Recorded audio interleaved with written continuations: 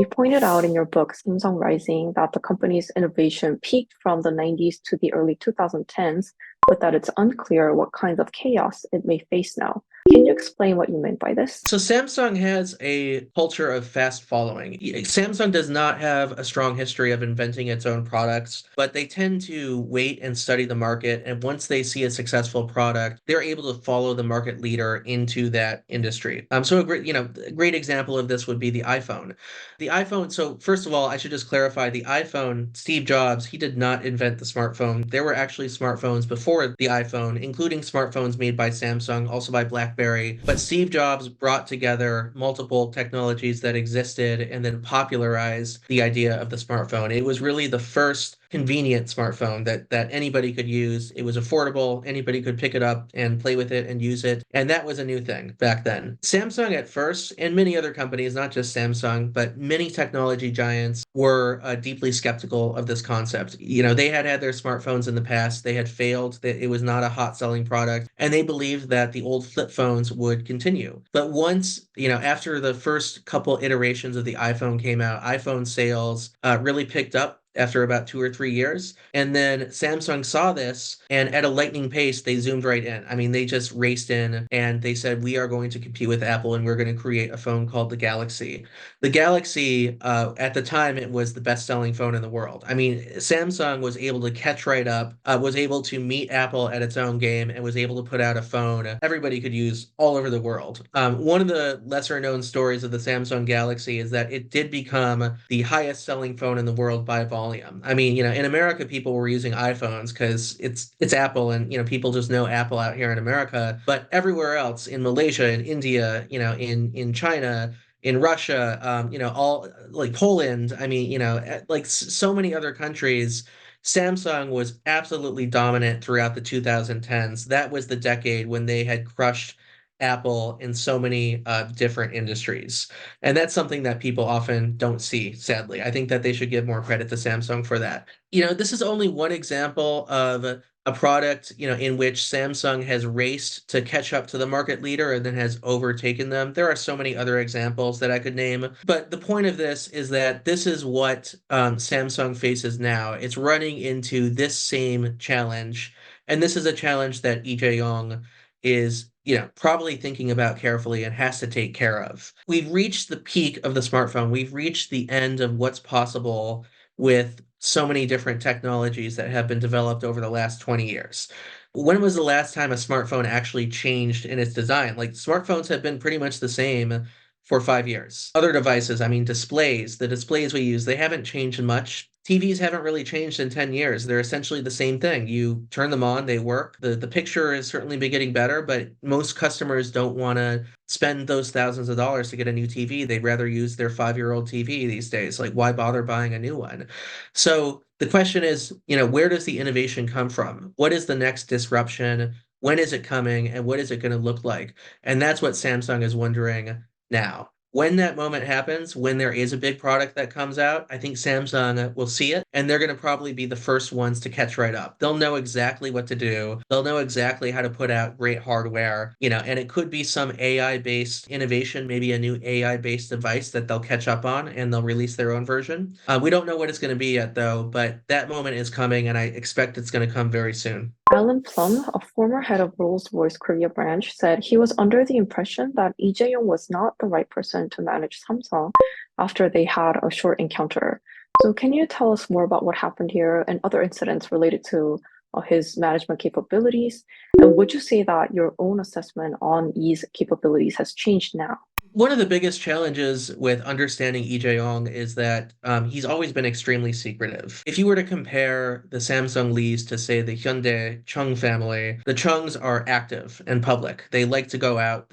Some of them are involved in politics. The current chairman of Hyundai, he appears at product launches. He gives speeches. I think that global investors have always felt very comfortable around the Hyundai Chung family because they're so accessible. If you're an investor or if you're a business executive, you can pick up the phone and you can call them, you can access them, you can understand what's going on. The Samsung Lees, they've always had a much more reticent style. They're more hidden. They don't really like to show themselves in public. And I think a lot of that really comes down to the style of the founder, Lee Byung-chul. That was his personality. He did not like going out and giving big speeches, and that's something that has continued in the Samsung culture. One of the big problems now is that Lee Jae-yong, he's the chairman of Samsung. He inherited this from his father, but it's not clear what he's actually done at Samsung that has been a major success. I mean, I've spent a lot of time looking into the creation of the major products, the Samsung TVs, the Galaxy smartphones, the semiconductors, and so forth.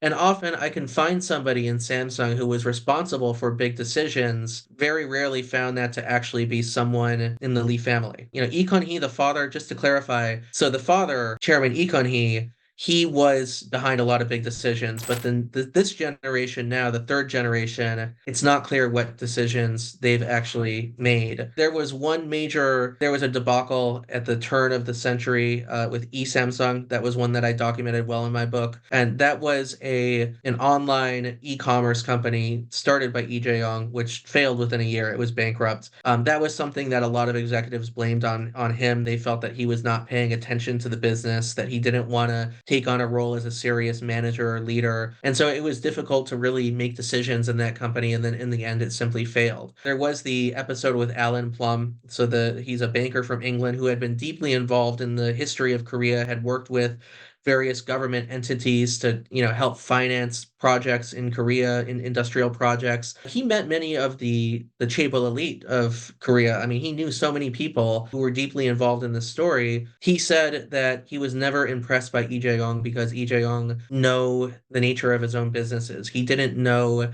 that they had signed a contract with Rolls-Royce, for example. And these are big contracts that if you're a leader of a company, you're supposed to know about. This is my assessment of Lee Jae-yong. He's been rising for many years now. He's been set to inherit the company. But the question is, what are his accomplishments and why is it so hard to learn about those accomplishments? As Lee Jae-yong inherited Samsung from his father Lee Kun-hee, it appeared that he was trying to apply the so-called Silicon Valley corporate culture, such as that of Apple and Microsoft, rather than the linear chaebol culture unique to Korea.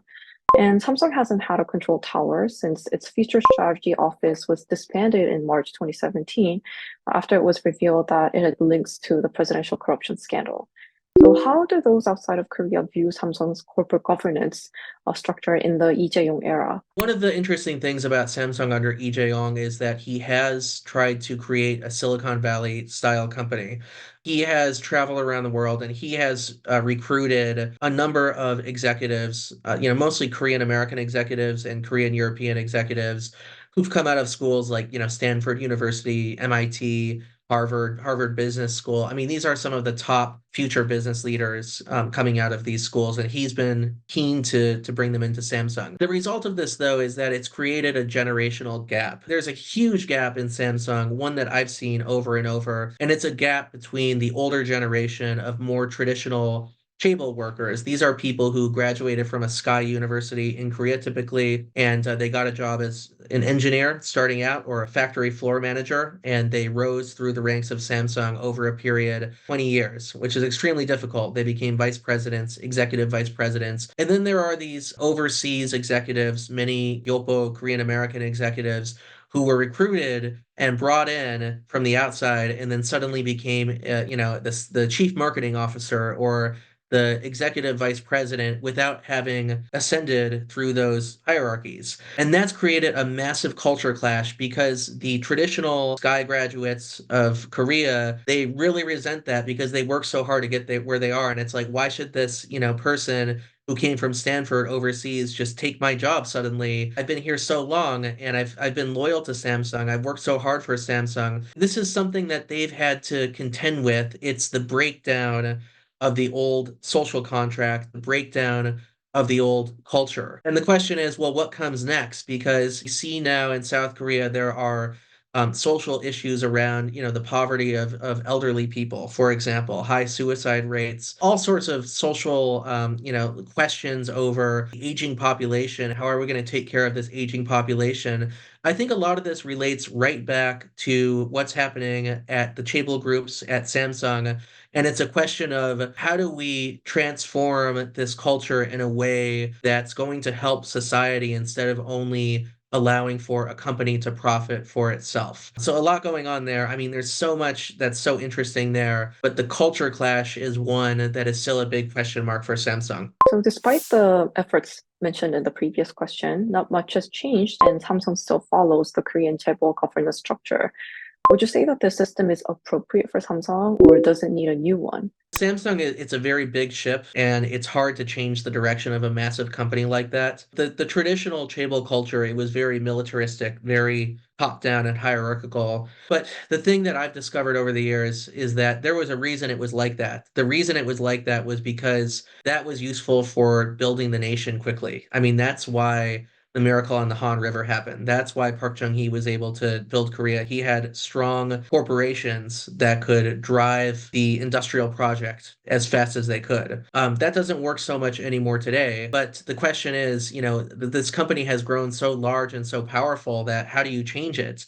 There's always going to be resistance from the inside. There are all these executives, political conservative groups that support them, support Samsung. There are politicians who support Samsung because it helped them in their career. They owe allegiance to Samsung because Samsung helped them rise and assume office and become a leader of the country. Samsung is just so entrenched in the power structures of South Korea and so entrenched in the export economy that it's hard to imagine much different. That's the big question that I have is, what does a post-Samsung Korea look like? A post-Samsung Korea, it's almost unimaginable to so many people because, growing up, that's what they knew. I mean, Korea was the Republic of Samsung. And despite all the discontent today among youth, I mean, I have a lot of friends in Korea who are young, who are resentful. They're angry that, they have to work so hard and they can't get a job. Samsung or Hyundai, they're struggling. They're really annoyed at this system, but I find that often they're not sure what the alternative would look like. The decision to release Lee Jae-yong, the decision to drop the charges against him, ultimately what happened here, people just couldn't envision a post-Samsung Korea. And so the judicial system decided to let him go because that's the best option in the end for them. But I see it as kind of a sad ending. I wanted to see something new. I wanted to see change, but it seems like a lot of people are going back to the old way that they're familiar with. So Samsung Electronics is considered to have been relatively quiet on AI, bio, and robotics investments compared to its competitors. And industry sources expect Samsung to conduct large-scale M&As following the ruling on Lee Jae-yong. In fact, Han Jong-hee, who is the CEO of Samsung Electronics, recently stated immediately following this year's CES, quote, "We are steadily looking at large-scale M&As to strengthen Samsung's leadership, and I hope a related plan will be revealed this year," end quote.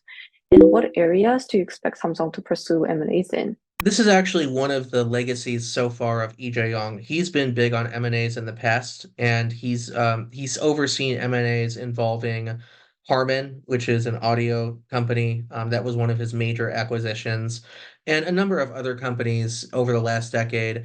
This has been one of the success points of Lee Jae-yong. This is something that I think he's quite good at, and it's because he's a relationship builder. He knows how to travel around the world, and he knows how to talk to executives in various countries. He knows how to appeal to them and to make them want to do business with him. I think that's something that we should congratulate him on. I think he's done great. The question now is, will future M&As look like? Because we don't know for sure what the future of AI will look like. I think that what's happening is actually the challenge that keeps slowing down Samsung in certain fields. We don't know what this industry will look like. It's still very uncertain. So we're going to wait and see what happens and then embrace our fast follower strategy soon. And I think it's going to happen, once it's clearer exactly what artificial intelligence will look like, how it can benefit us, how it's going to scale up, that Samsung will move quickly to acquire companies in this area. What I mean by this is that, there has been a sea change in AI in the last couple years. There was the release of ChatGPT, which essentially puts AI in the hands of regular people. Anybody can create their own chatbot now and train it and use it for what they need. A lot of these technologies have had profound implications, but it's still not totally clear how it's going to impact regular people at the consumer level, in the same way as, say, an iPhone. When the iPhone came out, it became clear what this could do. People could use it to watch videos, they could send messages to their friends, they could download apps, they could listen to music. It had a whole host of uses that made it extremely popular and extremely valuable as a product. Now with AI, yes, we have the GPT, we have the chatbots, we have uses for them, but we haven't quite seen yet what the disruption is. Even though chatbots are useful, they still can't write a book. They still can't diagnose a patient's sickness. A chatbot, an AI cannot it can't make your shopping list every day, although it's getting better at that sort of thing. But there might be a day that comes very soon where AI can do all of this and maybe can do a good deal of this close to the level of a human expert. We just don't know yet when that's going to come and what it's going to look like. When that day does come, I think that Samsung will know exactly what to do. They're going to see it, and maybe it'll be a year has to transpire first. But once they see the profit, the value, the scaling, once they see all this happening in the industry, they will be the second mover. They'll follow the market leader. They'll make these acquisitions. They'll build an AI business, and they'll release their own product that can compete globally with all the best. That's how they've always done it, and I think that's how they're going to continue to do it. If there is one thing Samsung Electronics should prioritize and work on right now, what would it be? And what is your advice to Chairman Lee Jae-yong and executives of Samsung Electronics? I think that the big priority should continue to be semiconductors. And I think that Lee Jae-yong has made the right decision to focus on advanced semiconductors. I think anything that can keep Samsung in the lead of logic chips and non-memory semiconductors in particular will be extremely valuable, not just for Samsung, but for the economy of South Korea and for the global economy as well. Semiconductors are the future. I mean, look at the world around us. Is there anything in our homes, anything electronic, homes or cars or offices, that doesn't have a semiconductor in it? These have become the basis of the world that we live in. Semiconductors are the infrastructure that power the economy that we live in today, and there's no getting around them. I mean, this is the 21st century, and if you're a major company and you don't have access to nice advanced semiconductors, your company might fail. That immediately makes Samsung a very, very influential firm if it can stay at the leading edge. Now, the problem with semiconductors is that this is an incremental device. So what that means is that you have to innovate in increments. You cannot simply release the one big product and it's going to be the best. It's the type of product that takes many decades. It takes a lot of research and development, and it happens at the nanometer level. So extremely small scale. It'll be a 15 nanometer chip, and then it'll be a 14.5 nanometer chip, and then 14. Eventually, over time, you get to 2 nanometers. That's where we're getting today, to 2 to 1. And then there are new methods. Once you get to 1 nanometer, you have to change the engineering of a chip because it reaches the laws of physics and you just simply can't get any smaller. But to get there, it takes decades and decades of work. And what that means for Samsung is that if it stops innovating, if it stops moving in this area, even if it falls 3 months behind the competition, that could be the death of semiconductors for Samsung, because catching up again is almost impossible. Once you fall behind, you can't catch up to the leaders anymore because this technology is getting so advanced. Semiconductors are the most advanced technology ever created by humans, and they're only going to get more and more sophisticated. So this would be my advice to Lee Jae-yong. I don't think he wants to listen to me because I'm not a business executive and I'm not an engineer and a technology expert. I'm a humble writer and humble author. But if he did want to listen to me, if he did want to sit down with me, I would tell him, look, just stay ahead on the chips. The success in chips will feed everything else. If Samsung is successful in chips and it can bring in the capital from that market, it can continue to invest that capital in new displays, in new electric vehicles, in new product lines all across the Samsung empire. But say if it were to take a different route, if Samsung were to continue to invest that money into smartphones, which are now a commodity and getting cheap, it won't see the same returns and it's not going to be able to reinvest that money across different product lines. So chips is the heart and soul of Samsung, and chips has to continue being that heart and soul